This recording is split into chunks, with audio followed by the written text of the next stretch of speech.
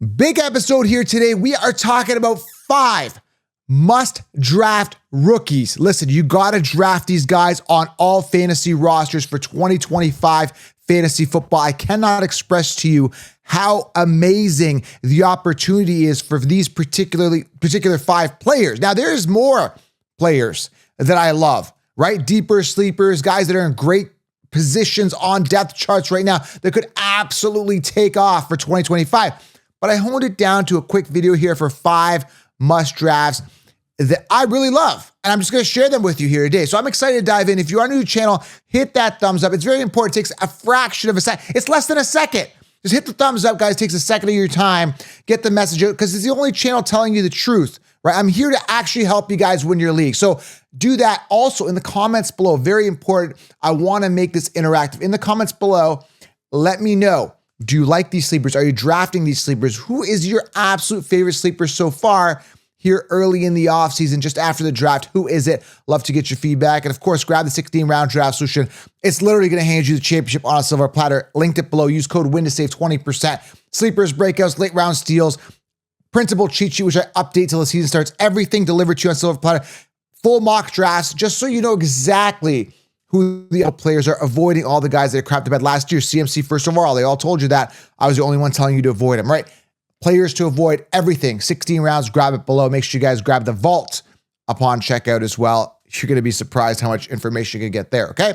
All right, let's dive into this here. Let's start off with the first sleeper. And again, with the show, that's why you got to turn on the bell. We'll be doing mock drafts, lives, best ball, and of course, like breaking news. So I'm going to be doing shorts. That's why you got to turn on the bell for breaking news. You're going to keep you guys up to date on everything, all right?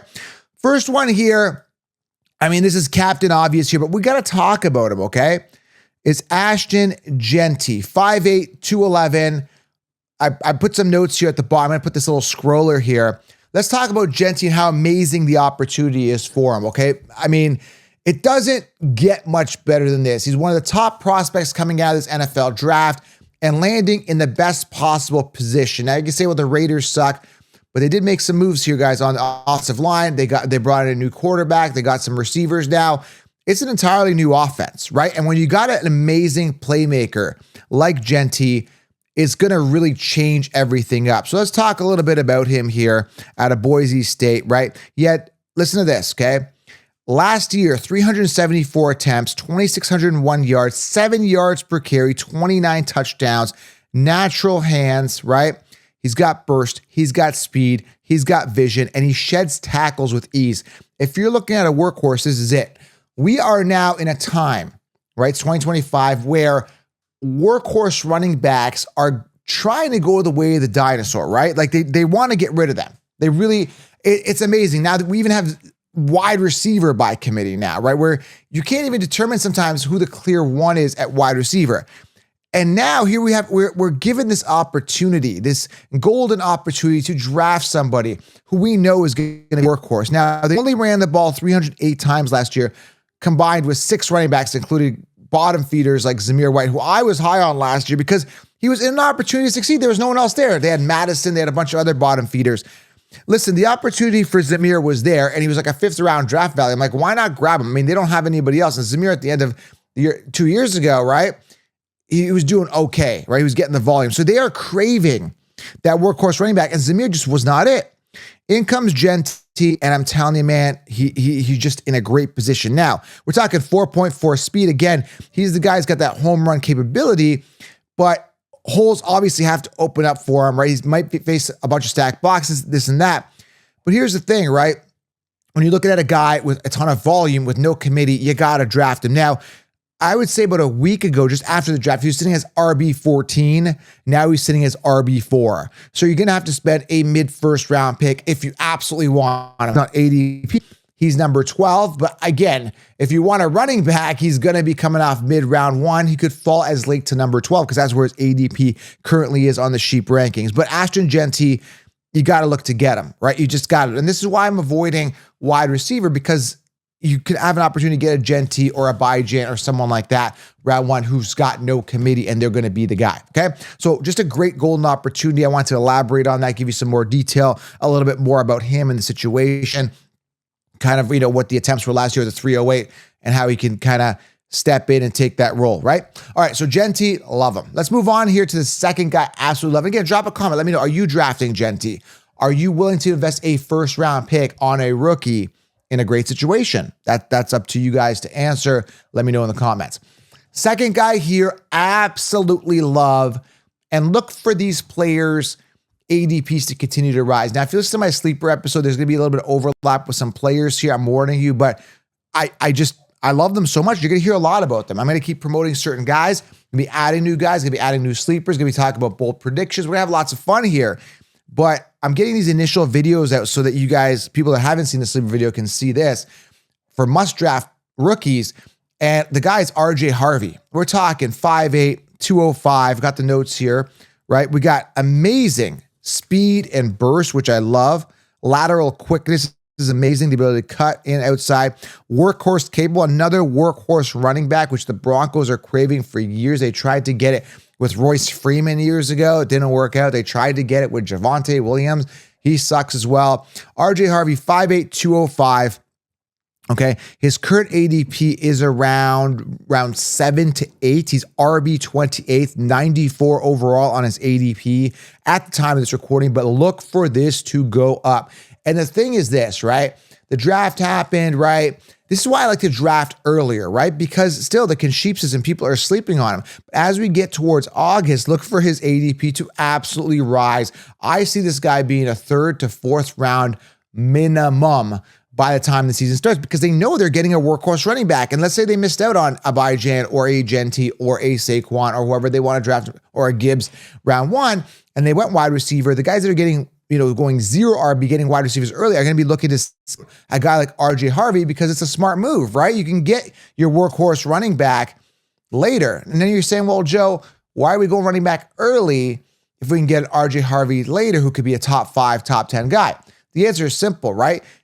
It's a bit of a risk, right? Like, you're mitigating the risk by still getting your workhorse guys that are guaranteed, even though I see it, right? Like, I see that RJ Harvey's a clear-cut one. He's going to get a lot of work and this and that.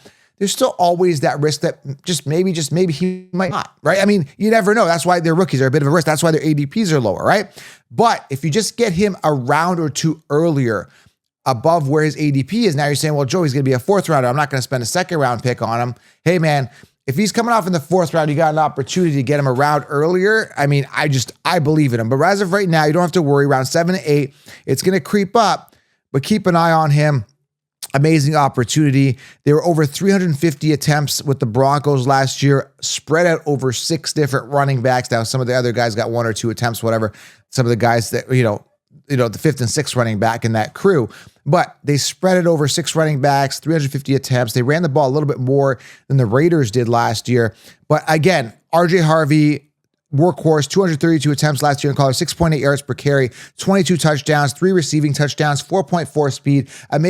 Amazing. This guy, I think you got yourself, I don't know if he's going to be as good as Gibbs, but you got yourself a Gibbs type talent kind of guy, potential, who's going to get an amazing opportunity to get a ton of volume. Sign me up for RJ Harvey. And man, I'm just excited. All right, we got 3 more to go. Drop a comment below. Let me know what you guys are thinking here. Love to get your feedback. Moving on here to a guy I talked about in the sleepers. I'm going to sound like a broken record, but I don't care. This guy, his name is Jack Bech, B-E-C-H. Hopefully I'm pronouncing that right. I guess they pronounce it Besh, but I think it could be Beck, could be Beshi. Whatever. I don't care. I'm just going to draft him because he's 6'2", 207. In college, 1,000 yards last year, receiving not bad. Currently sitting as wide receiver 63, 159 overall. We're looking at round 13 ADP for possibly the Raiders' first overall pick. They drafted high. I think he drafted in the 2nd or 3rd round. Listen, this guy is primed to absolutely succeed. They got Jacoby Myers. They got Trey Tucker. Jack Bech, man, oh man. I mean, if I can get this guy later and he breaks out to be the wide receiver 1, I mean, why not? I mean, why wouldn't I do that? Why wouldn't I grab? And the thing about him is, I talked about in my last show, his ability to break defenders off of him and make them miss is amazing. He is an absolute terror. He doesn't have 4.4 speed, not the fastest guy on the field. He might not blow the top off of defense, but you're getting a guy who gets the ball and is just a monster after the catch. And I mentioned this, and he quoted his high school freshman coach. He said, hey, man, always make the first person miss, and the second, the third guy kind of lives by that motto where he just, once he gets the ball in his hands, he's able to make people miss. And I talked about his brother passing away. He's extremely motivated. And man, his brother passed away recently in New Orleans where that truck driver came in and ran over 14 people. His brother was one of them, very sad. And Jack Bech is in a great opportunity, in a great situation with a new offense, with Geno Smith feeding him. A lot of defenses are going to be distracted with Genty there. I mean, the Raiders are going to, on paper, look a lot better. And Bech, again, what an amazing value. Wide receiver 63 on the sheep rankings. Look for his ADP to rise as soon as more news comes out that this guy is going to get a lot of work, going to get started in that offense. With their high draft capital, they're going to have to use, why not? 6'2", strong, wide receiver 1, yet to be seen. Love the opportunity. Let's move on. I got 2 more amazing big names for you. Again, hit the thumb. If you're new to the channel, hit the thumbs up. It takes a second of your time, guys. Really helps the channel. Make sure you guys do grab the 16-round draft solution. Join the Patreon group, patreon.com/FF for direct access, waiver wire, starts and sits, in-season help, and some inside information. Front lines linked it below. And of course, man, that 16 rounds is, again, going to help you. Make sure you guys grab it, okay? All right, let's move on here. Next one. I mean, this one is interesting. It's Trey Harris on the Chargers, 6'2", 205. Listen, 13th round is what his current ADP is right now in May. This is why I love drafting early, because you are potentially getting the wide receiver 1. Now, the Chargers have not brought in anybody to replace Keenan Allen. Now, some people say Ladd McConkey. Listen, I loved Ladd McConkey. My whole saying last year, if you listen to this podcast, if you're new, hit subscribe. If you're not, last year, my biggest saying was, don't be a donkey, draft Ladd McConkey. You guys got to remember this stuff. Drafted him. Now he's coming off in round 2, but we were getting him as 16 rounders, and people that follow the channel were getting him in the 7th to 9th round. Some people say, well, Joe, stop bragging, blah, blah. I got to brag because we are there before everybody else is. That being said, everyone's going to be drafting now Ladd McConkey round 2, and I think still Ladd McConkey still efficient, but Trey Harris can easily be better. Why? High draft capital by the team, 6'2", 210 pounds. I put 205 here, 210, right? Physical, red zone monster. He's really got natural hands. Listen, this guy, obviously, they want something. They want, I mean, McConkey's going to be the slot guy. That's the thing, right? This guy can line up. This guy has to be the guy outside. You know, who'd they bring? They bring back Mike Williams or something. Listen, they are craving a replacement for Keenan Allen. Herbert needs that go-to guy. And I just don't think McConkey's a true 1. I think McConkey makes a good 1B, but they need the 1A. And Trey Harris has the opportunity to be that guy. And hey, I'm not telling you to draft this guy in the 1st, 2nd, 3rd, 4th, 5th round. Currently coming off round 13. And look for that ADP to rise again when training camp starts and people start to talk about him. But man, oh man, what a great opportunity for Trey Harris in a situation where they don't have a true 1. In comes Trey Harris. And again, I like McConkey. I was the one telling you to draft him. I'm fading. I'm not paying a 2nd round pick for a guy I got in the 9th round last year. Okay, just not doing it. 7th to 9th, give or take. Maybe it was 9th earlier in May, then it started creeping up as we got close to the drafts in August last year. And the last one, who I absolutely love. Again, hit the thumbs up, guys. Leave your comments below. Absolutely love this guy. I cannot say enough good things about him. I'm wearing a hat to represent the team. The guy I'm talking about is Caleb Johnson. Not as quick and as explosive as a RJ Harvey or a Genty. He has the 4.6 speed. But Tomlin has stated he's not concerned about the speed of Caleb Johnson at the combine because he still broke out for multiple runs in college. So he still has speed. It just didn't look as good at the combine. It's okay. So he has RB30, 98 overall at the time of this recording. We're looking at around 8, 7, 8, 9, give or take. Look for this ADP to skyrocket to round 3 come August. We are talking 6'1", 224. The Steelers ran the ball 426 times with 5 different running backs. Najee Harris, as crappy as he was running into zone defense. He's just a terrible zone runner, terrible runner. It just lacks explosiveness, sluggish, running into piles, didn't have the vision to find the holes, cut through, and have explosive plays. Najee's just not good. And if he was good, the Chargers would have even drafted Omarion Hampton. So don't tell me Najee was good. He sucked. Even Najee was able to string out a bunch of 1,000-yard seasons or whatever he was. 263 attempts for crappy Najee here last year. And I think he was 272 the year before, 250 or 255, 272. The guy was getting over 250 attempts the past 3 years, right? In comes a player who I believe is better. Why do I believe he's better? He's a top running back prospect out of this draft. I looked at his profile, good hands, solid vision.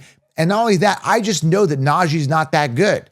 And if Najee's able to put up good numbers and get the attempts that there's no way but up, from Najee Harris. And Caleb Johnson, again, man, oh man, top 5 running back, top 10, purely based on the opportunity. Now, some people say, well, Jaylen Warren was held to only 120 attempts with crappy Najee there. So as soon as they get an inkling that this guy is amazing, they're going to run him. They're going to use Warren on third downs here and there, passing opportunities, maybe to give him a break here and there. They're not going to run him into the ground the first year, but he's going to get 250. He's going to rush for 1,000 yards. He's going to get 8 to 10 touchdowns. He's going to get a bunch of receptions. Caleb Johnson, man, oh man, I can't believe he's sitting as RB30 right now. They got Chuba Hubbard. They got Najee Harris ahead of him on the rankings. This is why rankings don't work. Why would you have Najee Harris on a new team with an Omarion Hampton ahead of him, which we know is going to be a committee until Omarion Hampton takes over? Why would you have Najee Harris ranked ahead of Caleb Johnson in the rank? It doesn't make sense. It doesn't make sense. And that's why rankings don't help you. And that's why 16 rounds is the truth. So grab 16 rounds, guys. Let me know what you guys think. Those are your 5 must-draft rookies. And the value right now, they're sleepers, dude. Not Genty. Genty's expensive. And that's what happens, right? They kind of jump on who's hot right now, put them in the first round, kind of sleep on the other guys, and they eventually rise. I know how this all works, guys. It's amazing. You guys are going to see it as well when you grab 60 rounds. Linked it below. But yeah, that's it for today. Hope you guys enjoyed the show. I'll keep it content rolling for you. Must draft players for fantasy football 2025 at the rookie level. And yeah, let me know what you guys think below. Appreciate you. Keep the content rolling for you. Let's get it. Subscribe. We'll talk soon. I'm out.